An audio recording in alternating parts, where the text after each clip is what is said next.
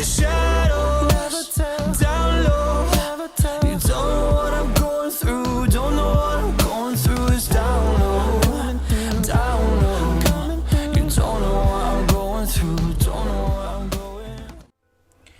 Hey, welcome back TPL Nation for another draft analysis. In this one, we have the Cincinnati Incineroars, coached by Dylan. And this team is very threatening. As we open up right into it, guys, we already see the Darmanitan Galar form. I feel like this Pokemon can be a huge threat to try to deal with. I know in my match against Mario last season, it definitely was a huge threat prepping for it, and for good reason. With Guerrilla Tactics, it basically gets a free choice band, and then with Choice Scarf, it basically gets all that speed plus a band, so this thing can hit incredibly hard with moves like U-Turn, Icicle Crash, Superpower, Flare Blitz, Earthquake, Rock Slide. Like, this Pokemon is horrible. You'll find it hard pressed to find something on your team that can take more than 2 hits from this Pokemon, even with the Choice Scarf set, let alone the double band. We don't even want to talk about double band here. But an incredible Pokemon to try to prep for. I feel like Dylan did a great job getting this Pokemon on his team. I'm just going to scroll down because pretty much any physical attack on Darmanitan pretty much destroys. I'm not even going to worry about any other sets like Yawn or Belly Drum or any of that crap. Like, Guerrilla Tactics is the way to go, hands down, on this Pokemon. If you don't know what Galar Darm does, go play with it. It's actually pretty fun to play with, but you'll find out real quick why this thing is in Ubers. As we move on to regular Darmanitan, I think this also could be an interesting Pokemon that could come out for him, maybe to surprise the opponent a little bit. Personally, I like running Choice Scarf Sheer Force Darmanitan with Fire Punch, Rock Slide, Hammer Arm, and U-Turn. Not the strongest moves and stuff like Fire Punch, but you are getting that Sheer Force boost.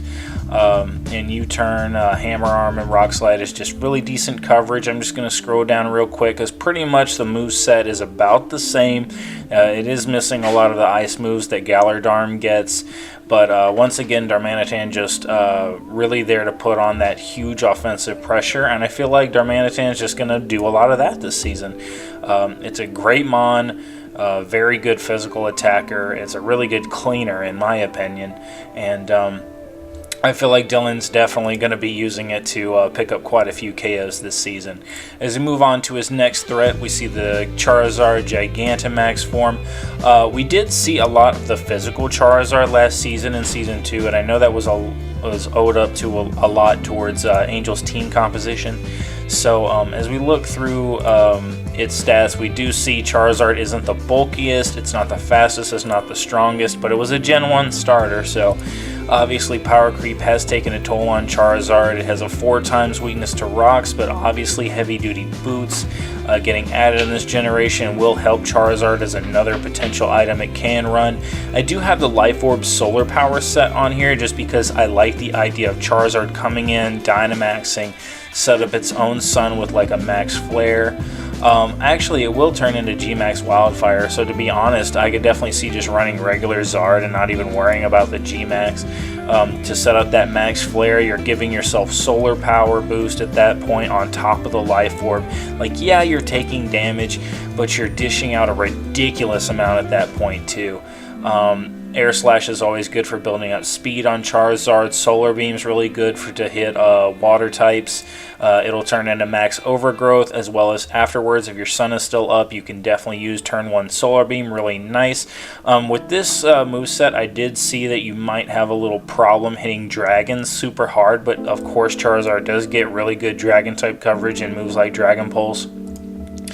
As we move down, we see it does have quite a few other things it can use. Defog, Counter, just being a few niche sets. It does have Dragon Dance for that physical attacking Charizard we talked about earlier, and it does have plenty of coverage to support that set. As we move down, we see a lot of other things it can use. Hone Claws, Iron Tail, Power Up Punch, Charizard. You know, as we move down, you can really tell that Charizard's been one of those Pokemon that's kind of like a favorite of Game Freak, as we do just see this Pokemon have a ton of moves, a ton of different sets it can use. We do see it, I believe we got Scorching Sands this gen, so obviously another good special ground coverage move that it didn't have before. So Charizard, I think, is a really decent Pokemon and can really pick up some good kills. And I feel like if you get this thing under Sun with Solar Power and a Life Orb, like, this thing is just going to hit like a truck. Like, it's not going to matter that it's coming off 109 base special attack. I mean, you see the Solar Power boost. So that's a 0.5 boost, so that's basically a free choice specs. You attack on the Life Orb, that's another 1.3, so that's a 1.8 boost to its attack stat. To put that in mind, to put that kind of in comparison to something off the top of my head, that's kind of like the same thing as like a Tough Claws Choice Banded Lycanroc's boost that it gets. So this Pokemon definitely a good Pokemon that has the potential to hit really hard. As well as, you know, it does have that rock weakness, so heavy duty boots could be a decent item on this to just switch in and maybe just get a kill, because it is a decently fast Pokemon with base 100, especially in Draft League. I feel like base 100 is a lot better than, let's say, like ladder play, just because chances are when your opponent got through like the later half of the draft, there wasn't like too many fast threats really available. So Charizard's middle of the road speed is all of a sudden elevated to a little bit better. So Charizard's pretty good. I'm going to go ahead and move on to the next threat, Snorlax. And Snorlax can do a lot of things. Obviously, there's the OG Curselax set with like Curse and Rest and Body Slam, Darkest Lariat. But actually, looking at his comp, his team comp here, he has a lot of things that hit really hard, but honestly not a lot of walls. So I feel like Snorlax as a special wall for him would be really good. So this is just a random moveset. Don't pay too much attention to this, but I feel like with Earthquake, Superpower, Darkest Lariat, and Body Slam, you're pretty much hitting whatever you want. And Snorlax being a normal type, unfortunately it did lose access to Recover, but just being a normal type, it has a ridiculous amount of coverage moves. It pretty much has anything you want on here. Gunk Shot, Hammer Arm, Heat Crash, Heavy Slam, Horsepower. As we keep moving down, we see Ice Punch, Iron Head, Outrage. Like, this is ridiculous. Like, why does it get all these moves? It just does. Seed Bomb being another really good move that I like running on Snorlax, like a little surprise move. Thunder Punch, Whirlwind, Yawn. Snorlax being a very interesting Pokemon to try to use here. We do have Belly Drum. Maybe you could see like a Belly Drum Berry set come for Snorlax. I think this thing gets Gluttony. It does, so that could definitely be an interesting thing to use.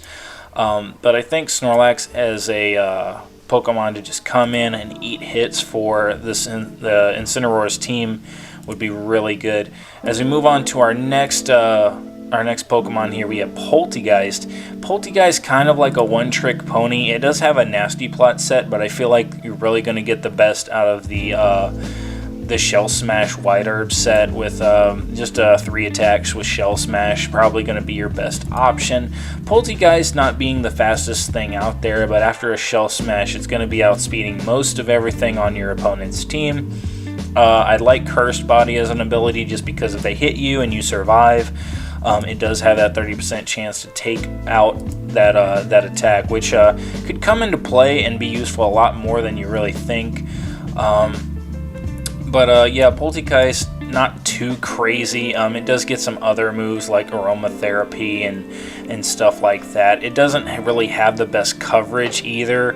It does have Strength Sap, which could be interesting, but honestly, with these stats, it's not really going to eat too many hits. I mean, obviously being a little bit bulky on the special side, but that physical defense paired with that poor HP stat, I feel like just turns this thing into more of a glass cannon. So I definitely think that's going to be the main thing we see Poltegeist do this season. Maybe a little bit supportive, but we'll see. As we move on to one of my favorite Pokemon on his team, the Terrakion. I love fighting types, and Terrakion is a hugely strong fighting type. I love the Choice Band set, 129 attack, 108 speed, so really a good Pokemon at outspeeding a lot of things. And with Close Combat, Stone Edge, Earthquake, and Facade, I feel like it's really going to be hitting a lot of things for huge amounts of damage. Facade just there as maybe like a fourth option. Yeah, that could really be interchangeable with anything. This Pokemon does have a very wide move set, wider than some. It's not obviously the deepest, but it does have interesting moves in like Zen Headbutt, Swords Dance, Aerial Ace, if you need to hit like a Heracross or something for ×4 effect damage. As we move on, you're probably not going to see this thing click Stealth Rock too much. It does have Sacred Sword, which could be interesting for knocking through stat boosts. Rock Polish set could be really interesting to boost this thing up and start sweeping with its speed high. But Terrakion, definitely a great Pokemon at doing what it does best, and that's just coming in and hitting things really, really hard. And I feel like it's just going to keep doing that. And Terrakion's been around since Gen 5, which is crazy to think about. We're already in Gen 8, so it's like this Pokemon, to think that something like Terrakion's been around for a good minute now. So Terrakion hits really hard, so not really much else to talk about it. But I am going to move on to a Pokemon that I'm probably going to talk a lot about, and that's Inteleon. And the reason I'm going to talk a lot about this Pokemon is because I know a lot about this Pokemon. I got to use it last season, and it's a really good special attacker. It's got 125 base special attack, 120 base speed. It's pretty fast. It's basically, you could describe it as off-brand Greninja. And basically, it doesn't have the best coverage moves. Pretty much Surf, Dark Pulse, Air Slash, and Ice Beam is just about all it gets. Looking at other moves that it could use, I know you could use U-Turn for maybe some momentum, but U-Turn doesn't really fit Inteleon very good. You can move through here and see a few different moves, but honestly there isn't really much else to use. I know you can use screens, but I don't feel like if your plan is for like a G-Max Inteleon, screens is definitely not going to be something that you see come up.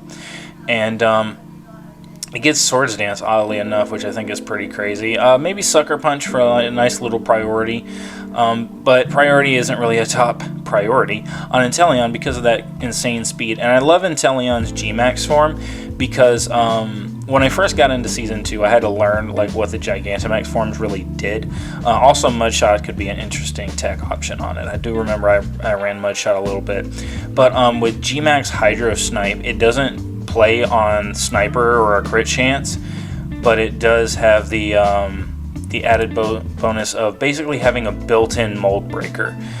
So obviously being able to break through Pokemon like Ice-Q, Pokemon like Mimikyu while ignoring their abilities is a really interesting thing that it can do over other Pokemon. So it not being the strongest thing on the special side, but I feel like it can hit really hard for 3 turns when it does Dynamax. So as we move on to his last Pokemon here, we have Uxie. I don't really know much about Uxie, but I definitely think it's going to benefit him as a wall. Probably into like a momentum user with Memento to definitely just pivot out into something. And maybe go for a sweep, so you could go Memento into maybe Poltegeist, or just a free switch into Darmanitan to hit something really hard again. But while Uxie's here, it can set up rocks, it can toxic things, it can get a little bit of chip with something like Psychic. Like I said, I haven't really used Uxie that much, but looking at its stats, I could definitely see it be more of a wall here. It does get really good coverage from what I see, so you could run like knockoff just to take off items. Screen support's always nice. Nasty Plug could be interesting. Maybe you could do something with that, with that huge, with those big defense stats that it is boasting. But Thunder Wave also could be interesting. So really a nice wall, a real nice disruptive Pokemon I feel like is a really good role for this. As we see what Dylan might be doing with it, I can definitely see more of that kind of role come out from this Pokemon. So as we look through everything it has, we move down to the overall team composition. So I feel like it works pretty good. Unfortunately, two of his best Pokemon, being Darmanitan and Charizard, will be weak to rocks, so he will have to be wary about that. And honestly, I don't really see much that can get rid of the rocks on his team, which is unfortunate for him. I feel like his team could really benefit from a defogger or a spinner. If there's one here and I just don't see it, well, that's my fault. But as of right now, just looking at it, I really don't see anything else as his team can do. So Charizard does get defogged, but honestly, it's not really a premier defogger. So I feel like his team could really benefit from a spinner or maybe another good wall. To be honest, I feel like with Darmanitan, Charizard, and Terrakion, and Inteleon as well, I feel like if he wants to go away from this hyper offense to help himself out a little bit, he could get rid of something like Poltegeist for maybe a more physical wall that isn't weak to like dark type moves. Obviously Terrakion's going to soak up some dark type moves, but I don't know. There's something like maybe a Hitmontop to come in, spin the rocks away or something to really support his team to make it stay on offense as much as possible. Because with Darmanitan, one of its best moves, in my opinion, for the Choice Scarf set being U-Turn, to just come in and do like 30-40% to Pokemon that don't resist is huge. And to like Stealth Rocks and others, entry hazards really limit how many times this Pokemon can come in. But I think overall I'm just going to give it like a 6.5, I think, maybe a 7. Just because while Darmanitan does do a lot of damage and Charizard can do a lot of damage, I just don't feel like this team is the best to really clear out rocks and other entry hazards. And I feel like that if you have a bulky enough team, you could probably wear this team down enough with the entry hazards that you could kind of neutralize its offensive presence.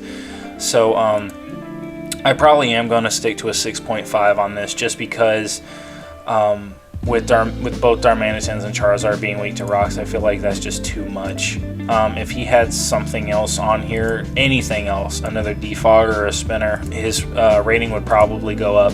But we'll see. We'll see how Dylan runs this team this season. It's definitely a good team right now. Definitely a good hyper offense team with some bulky stuff in the bag. So that's pretty much it. I'm going to go ahead and move on to the next draft analysis video. I've been AceTrainrRyan. Peace.